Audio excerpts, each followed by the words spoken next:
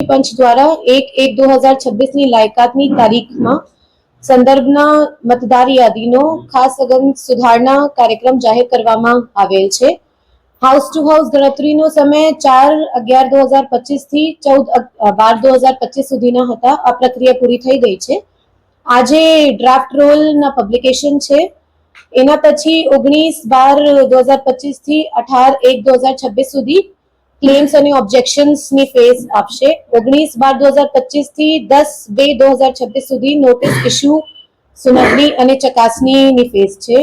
એના પછી 17/2/2026 ના રોજ ફાઇનલ ઇલેક્ટોરલ રોલ પબ્લિશ થવાના છે। એન્યુમરેશન ફેઝ અંતર્ગત આપણા જિલ્લાને બહુ સારી કામગીરી કરી છે। આપણા જિલ્લામાં ટોટલ ઇલેક્ટર્સ 8,42,000 જેટલા છે। એમાંથી 7,76,945 એન્યુમરેશન ફોર્મ્સ ડિજિટાઇઝ થયા છે, જે ખરેખર 92.24% છે। બહુ સરસ છે। આખા સ્ટેટમાં 3rd નંબર ઉપર છે। આપણા જે અનકલેક્ટેબલ એન્યુમરેશન ફોર્મ્સ છે આ 7.76% છે। 65,336 જેટલા છે। એના જુદા જુદા રીઝન છે, દાખલા તરીકે ડેથ, એબ્સેન્ટ, પરમનન્ટલી શિફ્ટ જે લોકો થયા છે। એના પછી મેપિંગની કામગીરી પણ આપણા જિલ્લામાં સારી રીતે થઈ છે, જે 92% જેટલા ડિજિટાઇઝેશન થયા છે। એમાંથી 2.75 ફક્ત એટલા ઇલેક્ટર છે જેની મેપિંગ થઈ નથી। 89.49% ઇલેક્ટરની મેપિંગ સારી રીતે થઈ ગઈ છે।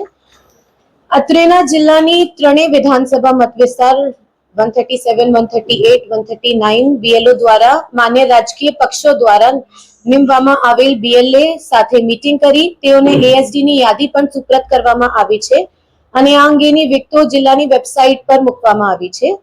આજ રોજ 19/12/2025 અત્રેના જિલ્લાની ત્રણેય વિધાનસભા મતવિસ્તારના ડ્રાફ્ટ રોલની પ્રસિદ્ધિ કરવામાં આવી રહી છે, જે ડ્રાફ્ટ રોલની ભાગવાર યાદી તેમજ એએસડી ની ભાગવાર યાદી અત્રેના જિલ્લાના તમામ માન્ય રાજકીય પક્ષોને પૂરી પાડવામાં આવનાર છે।